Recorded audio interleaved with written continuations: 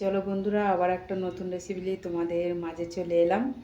তো দেখো, আমি কড়াই চাপিয়েছি, কড়াইয়ে তেল ও সর্ষের তেল দিয়ে দিয়েছি। তো তোমরা দেখতে থাকো। তে দেখো, বেগুনের একটা রেসিপি হবে, শুধু বেগুন। তো বেগুনের একটা রেসিপি হবে, তোমরা দেখতে থাকো। তো দেখো, কড়াইটা তেতে গেলে তারপরে আমি এটাকে দেবো। তো দেখছো তো, ধুমো উঠছে হালকা হালকা, দেখতে পাচ্ছ? তো হয়ে গেছে। তো এবার আমি বেগুন কাটাকে দিয়ে দেবো। তো তোমরা দেখতে থাকো।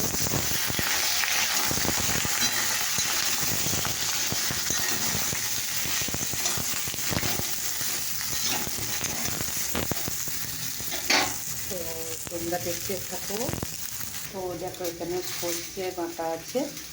তো সর্ষে বাটার সঙ্গে আমি একটু লঙ্কা গুঁড়ো দিয়ে দেবো। আর এখানে দেখো, নুন দিয়ে দেবো, পরিমাণ মতো নুন দিয়ে দিলাম। আর এখানে দেখো, একটু হলুদ দিয়ে দিলাম। তো হলুদ দিয়ে দিলাম। এবার আমি নাড়াচাড়া করব।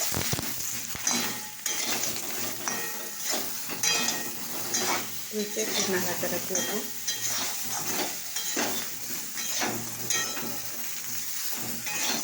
এবার নাড়াচাড়া করে নিলাম।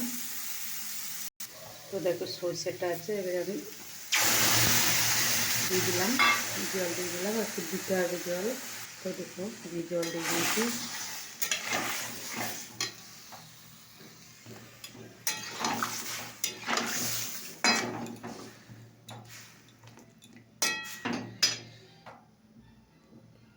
দেখতে পাচ্ছি, এটা কিন্তু খুব অল্প তেলের মধ্যে করলাম। এরপরটা আমি একটু ঢাকা দিয়ে দেবো। তো দেখো বন্ধুরা, বেগুনি জাল ফুটে গেছে। এদিকে দেখো, আমি ধনে পাতা কেটেছি, এটা দেবো, আমি ছিটিয়ে দিলাম।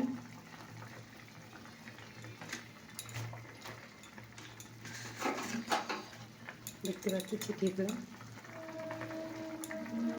তো চলো দেখি আবার কতটা কী হলো। ধনে পাতা দিয়ে দিয়েছি, রেখেছি। সেটা কিন্তু একটু আমি ধনে পাতাটা একটু দিলে কি ভালো, তো টেস্টি হয়ে যায় খেতে। তো এই খাবারটা খুব সুন্দর, তোমরা ঘরে বানিয়ে খেতে পারো। একটুখানি আর একটু সেদ্ধ হবে, হলে এই রেসিপিটা হয়ে যাবে। তো যারা দেখোনি তারা আবার আমি ফের বলছি। তো বেগুনটাকে লম্বা লম্বা করে একটু বড় বড় কেটে নিয়েছি, দেখতে পাচ্ছ। কেটে নিয়ে এটাকে তেল দিয়েছি, তেল দিয়ে তেলটা গরম হয়ে গেলে একটু নাড়াচাড়া করে নুন হলুদ দিয়ে একটু নাড়াচাড়া করে দিয়েছি। তারপর সর্ষে বাটা একটু লঙ্কা গুঁড়ো দিয়ে দিয়েছি, বা তোমরা কাঁচা লঙ্কাও দিতে পারো। দিয়ে তারপরে এটাকে একটু নাড়াচাড়া করে সর্ষেটা জলে গুলে একটু দিয়ে দিয়েছি। তারপরে কী সুন্দর কালার এসে গেছে, দেখেছো? তারপরে ধনে পাতা একটু দিয়ে দিয়েছি। তো তোমাদের এই রেসিপিটা কেমন লাগলো, কীরকম দেখতে লাগছে, তোমরা ঘরে বানিয়ে খাবে, দেখবে, তখন বুঝতে পারবে যে কেমন রেসিপিটা হলো। তো চলো রাখছি, টাটা, বাই বাই।